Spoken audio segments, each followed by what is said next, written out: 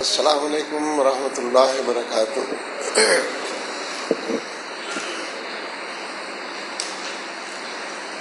الحمد للہ رب العالمین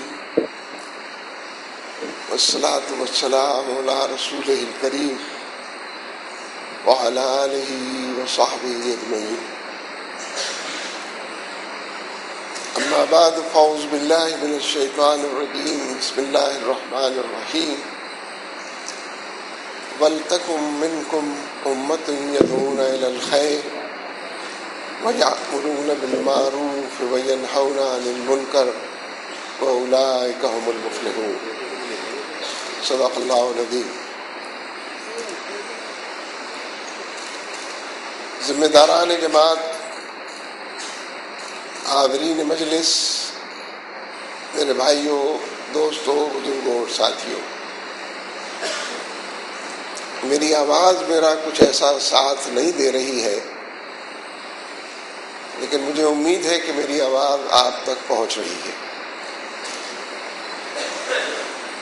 قرآن پاک نے جا بجا اس بات کا تذکرہ فرمایا ہے کہ تم بہترین امت ہو اور اس لیے برپا کیے گئے ہو کہ لوگوں کے سامنے عدل اور قسط کی مثالیں پیش کرو، قائم کرو، امر بالمعروف کرو، نہی عن المنکر کرو۔ یعنی پوری امت کا یہ فریضہ ہے نبی صلی اللہ علیہ وسلم کی قائم مقامی کے نتیجے میں کہ آپ کے بعد کوئی نبی نہیں آنا ہے، آپ خاتم الانبیاء ہیں، خاتم النبیین ہیں۔ آپ کے بعد آپ کی امت اس مشن کو لے کر اٹھے گی، اس ذمہ داری کو پورا کرنے کا عہد کرے گی اور چار دانگ عالم میں بندوں کی خدائی سے نکال کر بندوں کے رب کی طرف ہٹانے کی کوشش کرے گی۔ لیکن اگر پوری امت اس فریضے سے غافل ہو جائے یا تاریخ کا کوئی ایسا موڑ اور لمحہ آ جائے کہ اپنے فرض کی ادائیگی میں کوتاہی برتنے لگے تو تم میں کوئی جماعت ہونی چاہیے۔ ایک سے زیادہ جماعتیں بھی ہو سکتی ہیں، گروہ در گروہ لوگ اٹھیں، پلیٹ فارم کو منظم کریں، بڑے پیمانے پر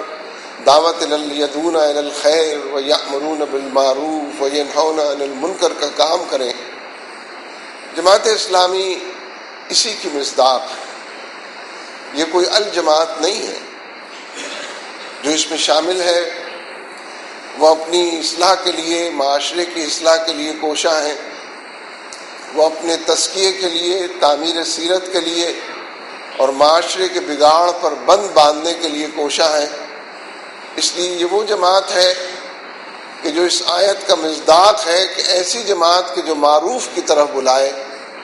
منکر سے لوگوں کو روکے۔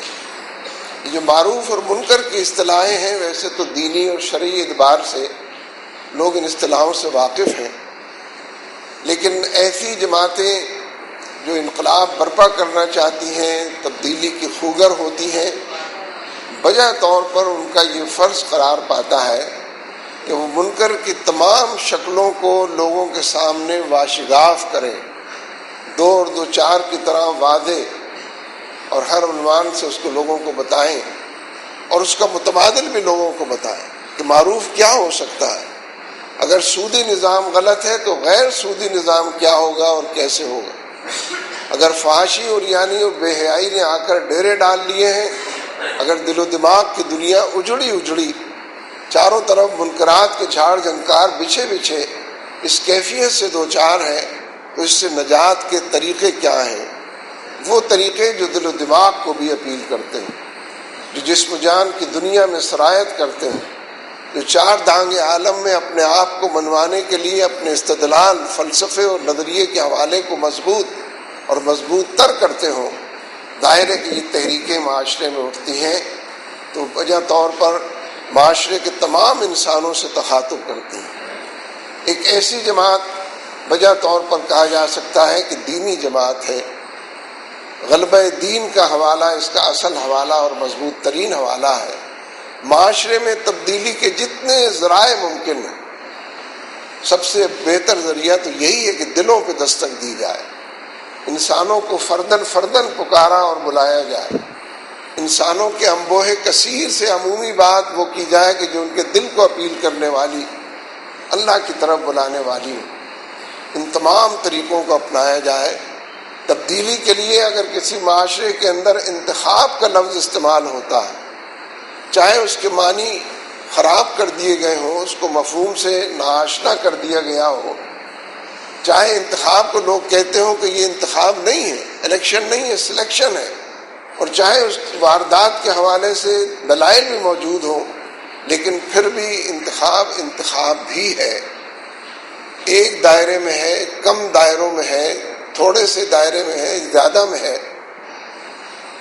ایسی جماعتوں کا اور تحریکوں کا یہ فرض بنتا ہے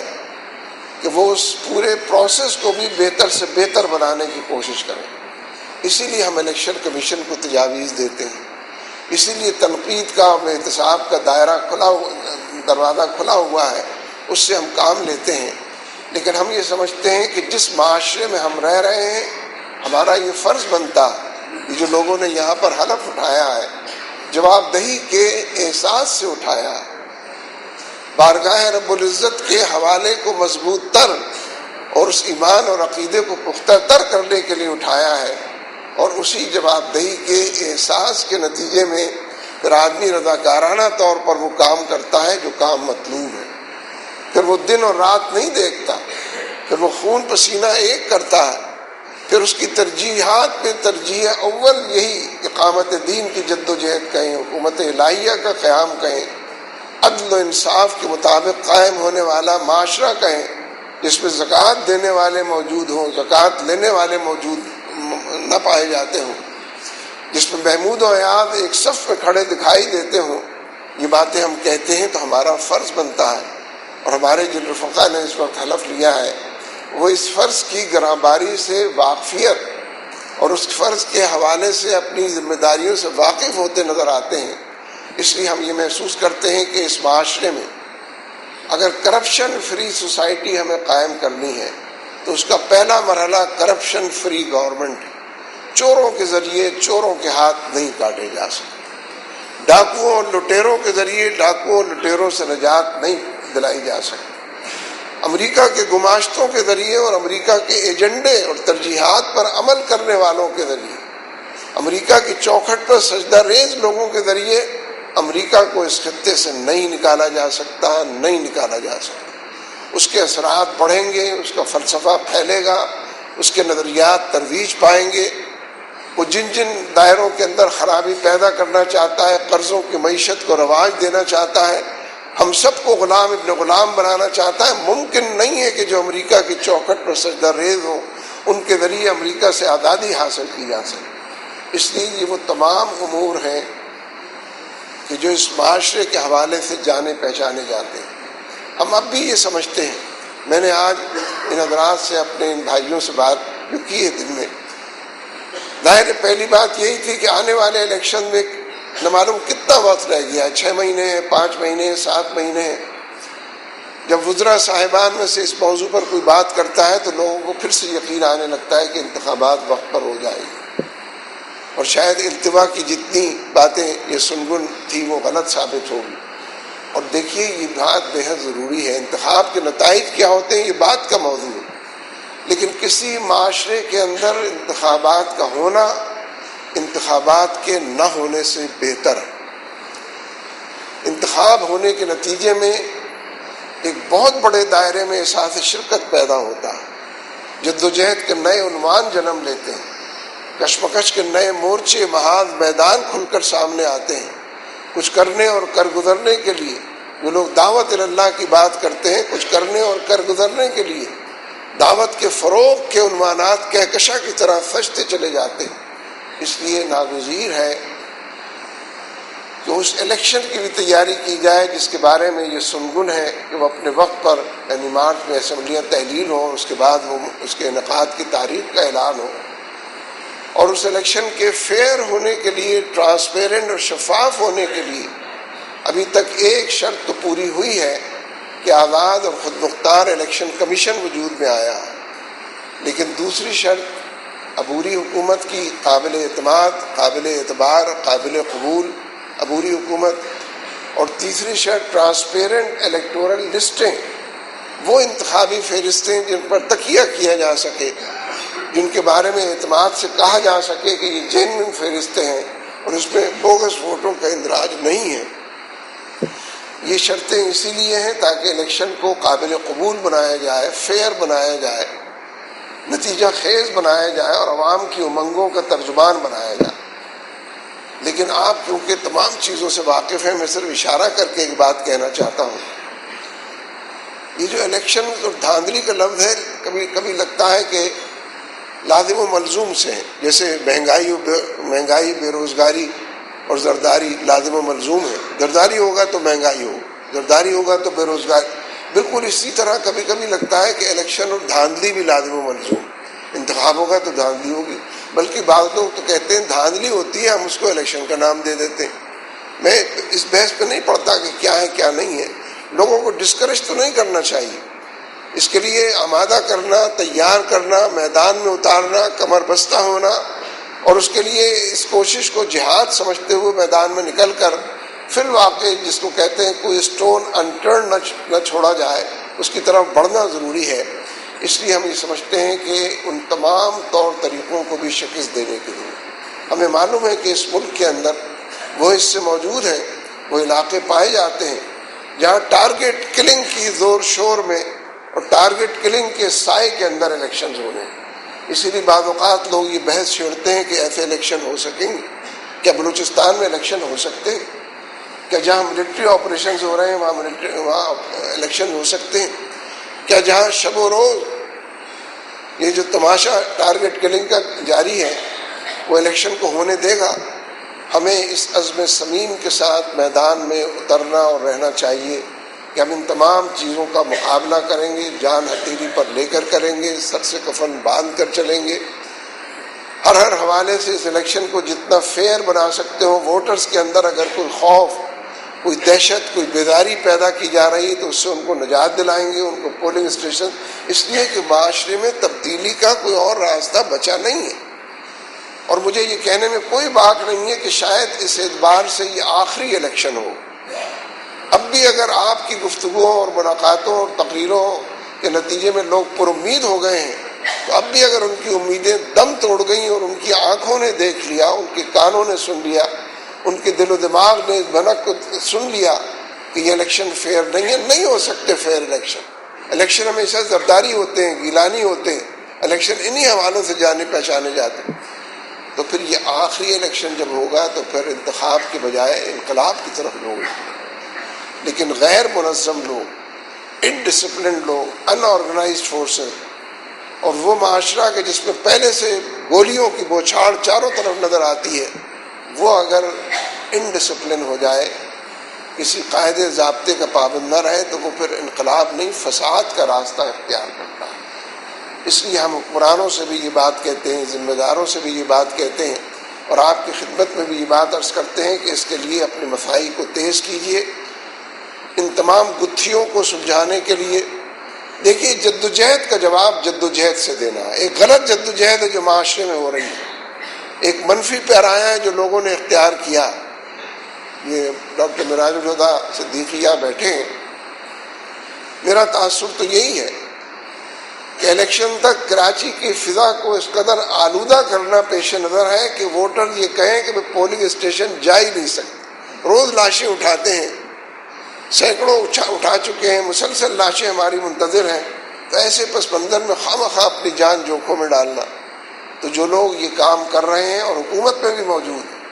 کئی کشتیوں میں سوار، کئی منزلوں کی طرف رواں دواں ہیں، ان تک یہ پیغام پہنچنا چاہیے جدوجہد کے ذریعے کہ ہم ووٹرز کو پولنگ اسٹیشنز تک لائیں گے، تمہارے خوف سے اور ڈر سے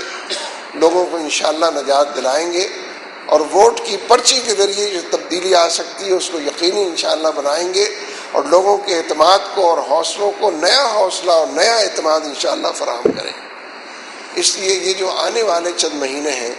یہ ہم سب کے لیے بڑے اہم ہیں، جس کے ذمے جو کام لگتا ہے، جو ذمہ داری قرار پاتی ہے۔ اس لیے کہ کوشش تو یہی ہے کہ شرفا اس دائرے سے باہر نکل جائے اور یہ سمجھ لے کہ یہ کام ان کا نہیں ہے۔ جتنے معاشرے کے اندر بگاڑ کی قوتیں ہیں انہی کے ذمہ یہ کام ہے کہ وہ الیکشن لڑیں اور جیتیں اور حکمرانی کریں، اور دو شہریتیں ہوں، جعلی ڈگریاں ہوں، اور ان سب کے الرغم سارے کام کریں۔ یعنی جعلی ڈگری والوں کو چینل نے اتنا نہیں ستایا، یا دوہری شہریت والوں کو اتنا نہیں ستایا جتنا سنگل شہریت والوں کو لوگ ستاتے ہیں۔ میں یہ سمجھتا ہوں کہ آنے والے دنوں میں لوگوں تک یہ پیغام پہنچنا چاہیے، کس کو لوگوں نے اب تک ووٹ نہیں دیا، کس کو اب تک حکومت حوالے نہیں کیے۔ میں کسی کے خلاف بات نہیں کرنا چاہتا، لیکن جن لوگوں کو اب تک 6-7 الیکشن ووٹ دیے ہیں اور وہ برسر اقتدار آئے ہیں، صوبوں میں بھی آئے ہیں، مرکز میں بھی آئے ہیں، انہوں نے تحفہ مہنگائی لوگوں کو دیا، انہوں نے ٹارگٹ کلنگ کا اور لاقانونیت کا تحفہ دیا، انہوں نے بے روزگاری کے اندر اضافہ کیا۔ لہذا لوگ اپنے ووٹ دینے کے رویے کو تبدیل کریں۔ اس سے یہ بات لجاجت سے بھی کرنی چاہیے، درخواست گزار ہو کر بھی کرنی چاہیے، اور افہام و تفہیم کے پیرائے میں بھی کرنی چاہیے کہ لوگ ووٹ دینے کے رویوں کو تبدیل کریں۔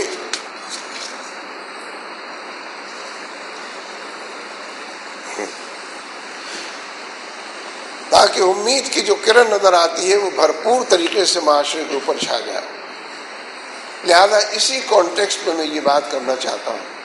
اس وقت بلوچستان میں 5واں ملٹری آپریشن جاری، ظاہر ہے 4 ناکام ہوئے جبھی تو 5واں آیا ہے، تو 4 کی ناکامی کے بعد 5ویں کی کامیابی کے کتنے امکانات ہیں، یہ وقت اور حالات کی نبض اس پہ ہاتھ رکھیں آپ تو صاف پتہ چل رہا ہے۔ فاٹا کے پورے علاقے کے اندر جنوبی وزیرستان میں آپریشن سوات میں بنیر میں سخت جانتے ہیں، لیکن یہ بھی حقیقت ہے کہ شمالی وزیرستان کے بارے میں بھی چمگوئیاں ہیں، دباؤ ہیں، حالات کا جبر ہے، اور کراچی کے بارے میں بھی یہ بات۔ میں یہاں یہ بات کہنا چاہتا ہوں کہ الیکشن سے 3 مہینے 4 مہینے اور اس سے پہلے جتنا ہو سکتا تمام آپریشنز ختم ہو جانے چاہیے، اور آرمی کے چیف کو وہ بیلنس شیٹ قوم کے سامنے پیش کرنی چاہیے کہ انہوں نے جو ملٹری آپریشنز کنڈکٹ کیے اس میں کیا کھویا اور کیا پایا، کتنی نیک نامی کمائی، کتنی بدنامی کمائی، کتنی لاشیں اٹھائیں، کتنا ڈسپلن پیدا کیا، کتنی دشمن پر یلغار کی۔ اگر سوات میں ملٹری آپریشن کی کامیابی کی آپ نے اطلاع دی تو ملالہ کے حوالے سے وہ ساری کامیابی آپ نے خاک میں ملا دی۔ میں ملالہ پر بھی بات نہیں کرنا چاہتا، حالانکہ سلالہ کے بعد ملالہ پہ بات ضرور کرنی چاہیے۔ یعنی جو لوگ سلالہ کے 24 جوانوں کی شہادت پر معافی مانگنے کے لیے تیار نہیں تھے، وہ اگر ملالہ کے لیے بیان دے رہے ہیں، ایمبولینس بھیج رہے ہیں، تو سوچنا تو پڑتا ہے کہ حضرات ہم کہاں کھڑے ہیں۔ یعنی آج تک یہ طے نہیں ہو سکا کہ انہوں نے وہ معافی مانگی یا کاغذ کا کوئی پرزہ ہمارے حوالے کیا، اور کتنے عرصے کے بعد کی۔ اس لیے میں سمجھتا ہوں نیٹو کے سپلائیز کو بھی روکنا چاہیے، ملٹری آپریشنز کو ختم کرنا چاہیے، ملک کے اندر عمومی طور پر ایک عام معافی کا اعلان ہونا چاہیے،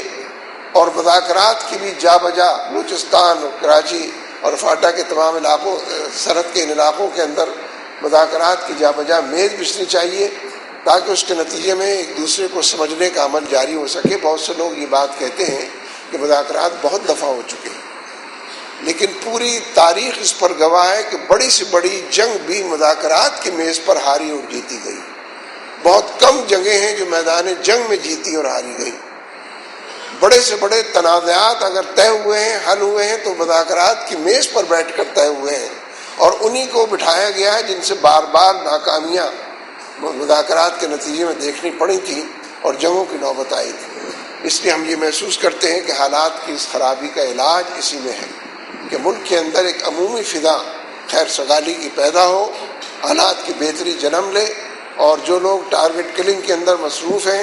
ان کے چہرے ویسے تو بے نقاب ہیں، لیکن حکومتوں میں ہونے کی وجہ سے جا بجا انہوں نے چہروں پر نقابیں ڈالی ہوئی، ان کو بھی الٹا جائے۔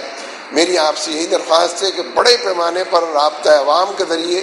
جماعت اسلامی کے اس پیغام کو لوگوں تک پہنچائیے، اور میں اللہ تبارک و تعالیٰ کے بھروسے اور یقین کے ساتھ یہ بات کہتا ہوں کہ یہ الیکشن انشاءاللہ بہت بڑے پیمانے پر جماعت اسلامی کا الیکشن ثابت ہوگا۔